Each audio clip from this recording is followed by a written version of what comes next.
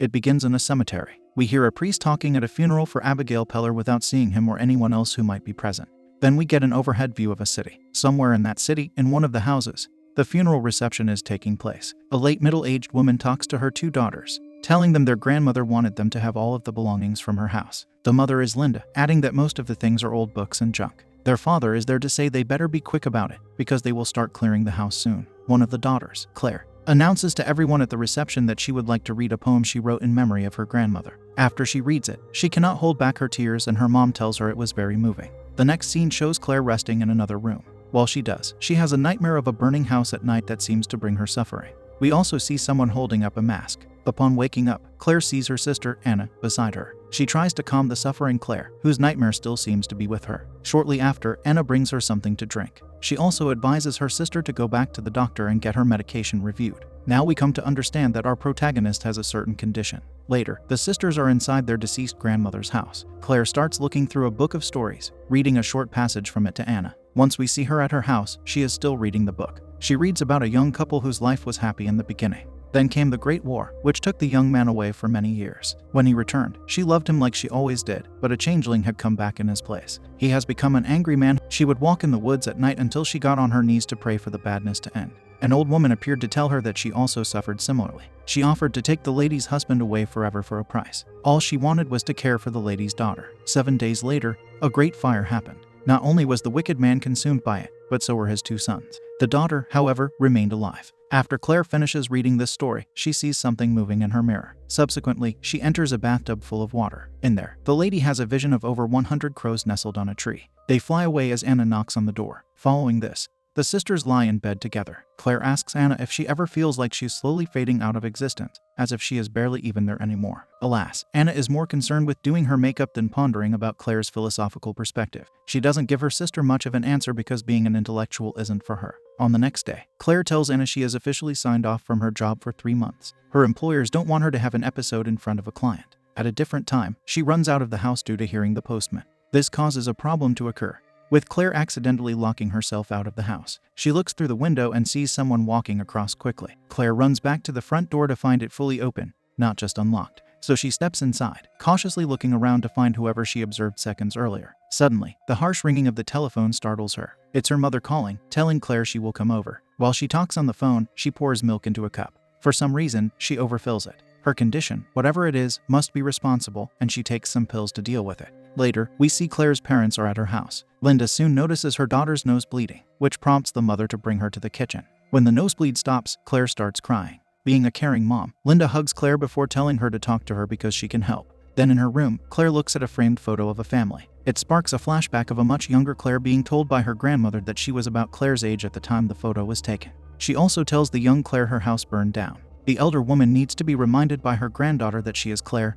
Linda's daughter. This makes the woman tell her to neither upset nor question her mom. She also whispers loudly to say Claire must not speak about her. Snapping out of the flashback, she looks in the mirror and sees a face there. This chilling sight causes Claire to put the mirror face down. During her sleep, she dreams of being in the woods, where she sees a little boy with a mask on and holding a doll. Soon she appears elsewhere in her dream, seeing a girl standing with a lady. Another girl stands behind the lady, slowly coming into sight. At that moment, Claire awakens. Then we see a man in bed with Anna. He is Dan, hearing her say she cannot turn her back on her sister. She also says Claire's seizures are getting more frequent. The way her life is going, Anna does not see much of a future for the poor lady. At another time, the sisters are together. Anna asks Claire if she wants to go out at night and the latter does not reject the offer. In the next scene, we observe Dan at his office job. He tells his friend, Brad, that he should go out with him tonight. Come evening, we see the sisters getting ready to go, but Claire experiences a light seizure. Anna advises her to call a doctor first thing in the morning. At this point, Claire shares with Anna that she's seeing things in the house. She is seeing people like an elder woman along with a child. Anna reasons that Claire is simply missing their grandmother and her medication is messing with her. Afterward, the sisters occupy a restaurant with Dan. Brad is also there, attempting to interest Claire with his monologue. However, she is dumbfounded by his romantic ineptness. The man says a bit too much of what he should not say and everyone notices except him.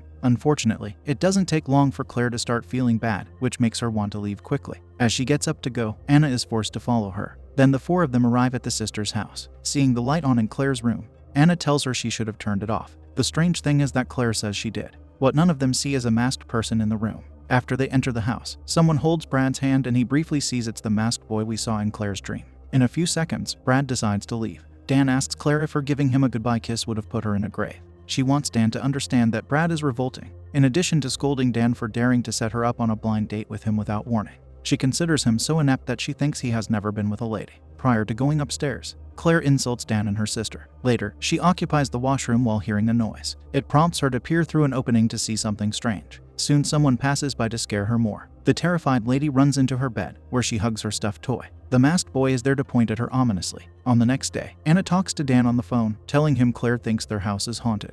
Then, we see the man at his workplace again. He informs Brad that Claire is not right in the head, for she has visions of things like people. But Brad wonders if she truly is seeing things and tells his coworker about the masked boy he perceived. Of course, Dan dismisses such a statement. Following this, we see Claire's parents are at home with her. Linda tells her daughter that Anna cares about her. That is why she called them. Claire's father, Roy, says they found a good specialist who can help her. After that, Roy drives her to a church. Once a priest comes to greet Claire, she starts crying. He is Father John, asking what is troubling her. Everyone thinks she is going crazy, Claire says. She asks John how he would react if someone told him they were seeing things because that's what happens to her every day. The poor lady cries, saying she doesn't know what to do. The priest starts by allowing them to assume she is truly seeing spirits. He says it's very rare for these things to occur. They usually happen to people who dabble in the occult. John asks if there was a time she could have invited evil into her life. It didn't start until her grandmother passed away, says Claire. The priest gives her 2 paper crosses and advises that she read Psalm 91. From memory, he recites its first sentence before reminding her that God is greater than any evil. While she is in the car with her father,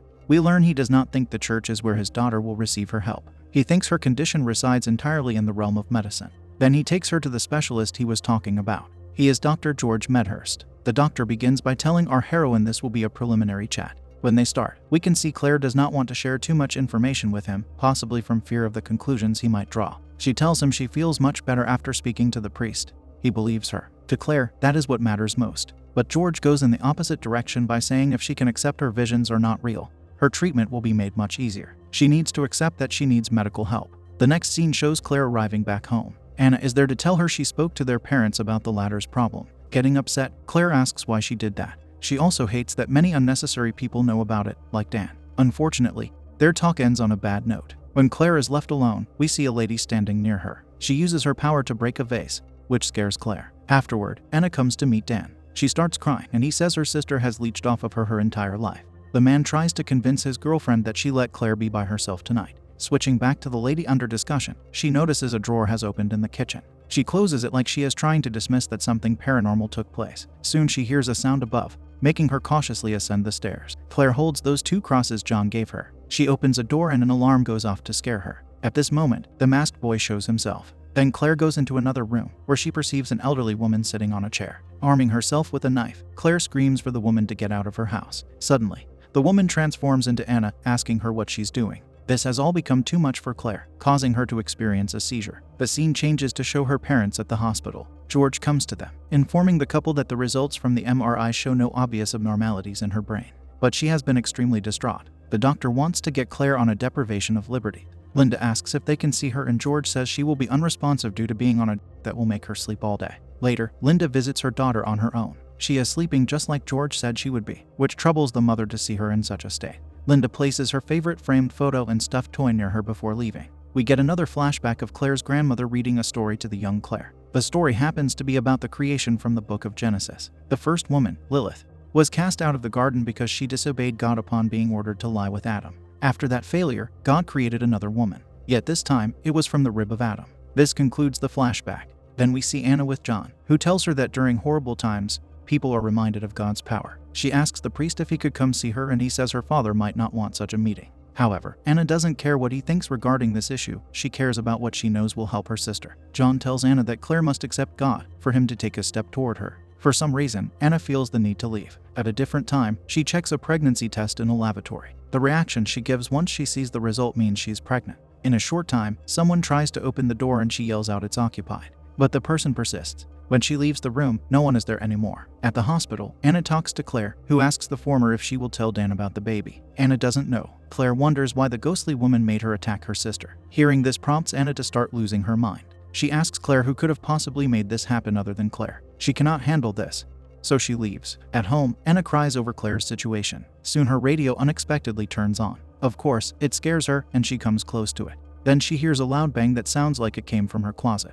Opening it, though, reveals nothing unusual inside. But this does not mean nothing of the sort exists in the room, for we see the masked boy behind her, reflected by Anna's mirror. Thankfully, the scene ends with nothing bad happening to her. In the next scene, Anna visits John again. He asks her how close she was to her grandmother. The woman preferred to be on her own, says Anna. John says she was involved in petty unchristian practices. Interestingly, Anna heard there was a fire when her grandmother was a little girl and it resulted in her losing her 2 brothers. We are suddenly reminded of the story Claire read in the book she found at her grandmother's house. John says that Abigail, which is the grandmother's name, showed him masks that her mom made after her sons perished. Abigail referred to them as her family. John also says that if she lets the devil into her life, she has to fight to get back to God. The priest thinks Claire is a victim of Abigail's dabbling. The scene finishes with Anna urging him to see her sister. At home, she tells Dan that John called her grandmother a witch. Now she wants to go to bed. Later, Dan gets scared because he finally sees the masked boy with a doll. Upon turning the light on, the boy is no longer present. Anna comes out to ask him what is going on, but he can't bring himself to tell her what he saw. Back at the hospital, Claire enters a room where 2 robed people play chess against each other. They turn to look at her with their frightening masks. Claire backs away in confusion until she walks away. She goes back to her room and drops her pills by accident. Once she goes down to retrieve them, she sees someone standing near the bed. She quickly ascends to see who it is, but whoever is there no more. Looking down a second time shows her the person again. When she looks up, Claire sees herself telling her to wake up. This bizarre happening sets our heroine back. As Anna is sleeping at home, someone gives her an extra covering with her blanket. She gets up to get milk from the refrigerator and we see a masked man standing nearby. While she stands motionless with her glass in her hands, someone's hands are touching her stomach from behind. We soon see it as the elder woman. It doesn't take long for her to drop her glass on the floor, and it shatters. Then we see John walking in the hospital, nearly bumping into George. He asks the doctor where Claire is. She's not up for receiving visitors at the moment, says George, for she is highly sedated. They talk briefly about her visions along with George's lack of religiosity. George simply tells him there is a time for faith and a time for medicine. According to the priest, medicine is a kind of faith. He is the first man to draw metaphorical blood in their argument by telling George he is behaving like a zealot. Not everything can be explained by science, he adds. This is enough bickering for the doctor to start leaving. Afterward, we see Anna sitting in the corner of cabinets in her kitchen. Dan rushes to her and she asks him where he was. The man tells her they can't be in this house, but his girlfriend responds rudely for him to leave her alone. Therefore, he does as he is told. Switching to the hospital, Claire enters the room she entered previously with the 2 chess players. This time they are relatively normal people, except for them residing in such a hospital. They still look at her strangely though. Then she enters a room where a woman is painting. Looking at some of her completed paintings, Claire sees one of them is of the masked man who stood near Anna's refrigerator. Another one is of the masked boy who holds a doll. When she looks back at the painter, Claire sees she is now the elder woman who haunts her. The current painting she's working on is of Claire's grandmother's family, the one our heroine cares for greatly. The woman stops painting to look at her while laughing. Claire yells for her to leave them alone. She yells it several times before 2 orderlies take her away to restrain her to her bed. After they leave, the elder woman gets very close to Claire. In the meantime, Anna sees 2 masked boys standing in her room. Dan arrives and talking to her, but she's unresponsive. The elder woman walks behind him and he tells his girlfriend she cannot stay in this house. Soon, he behaves like a coward by leaving Anna. Returning to Claire, an orderly undoes her restraints prior to telling her it's time for her bath. Yet she rudely tells him not to dare touch her. Once he leaves, she sees the masked boy, who gestures for her to be silent. A seizure starts taking control of her, prompting the boy to touch her hand to nullify the condition. He seems to take her into the distant past by holding her hands. There, he whispers that his mother asked Lilith to get rid of her husband. Claire observes a lady crying on the floor of what looks like a ritual site. Then we see a mask being held up like we saw earlier. The continuation of the scene shows us Abigail's mom setting it down and saying it will be called Father. Another mask will be called Edward. We see the young Claire with her grandmother, hearing someone say that they have been trying to tell Abigail something is going to happen again. Abigail's deceased family is there with the duo, but it seems like only Abigail can perceive them. Subsequently, Claire wakes up in a panic and John tries to enter her room. George tells the priest visiting time is over. Claire picks up the shattered framed photo her mom brought to her. She yells loudly for Lilith because she knows she is with her sister. Lilith answers her desperate call by appearing. After that, Claire grabs her neck while shouting if Lilith wants her to perish, so she can have Anna. Claire wants her to understand that she won't do it. Then, we see the dream again of the 2 girls near their mom. The girl closer to us points somewhere and this seems to make Anna wake up to yell for her sister. An unknown amount of time later, Claire wakes up on the couch while Dan is holding her hand. He asks her if she needs anything. Claire says it was a long absence, yet she is back now. She also says Anna didn't even notice. We see her sister in the background carrying her baby. Shortly after, Claire gets up with a focused look on her face. She slowly approaches the window and sees the 2 masked boys outside, pointing in a direction. Claire sees they are pointing at Lilith. After insulting the elder woman, our heroine says she won.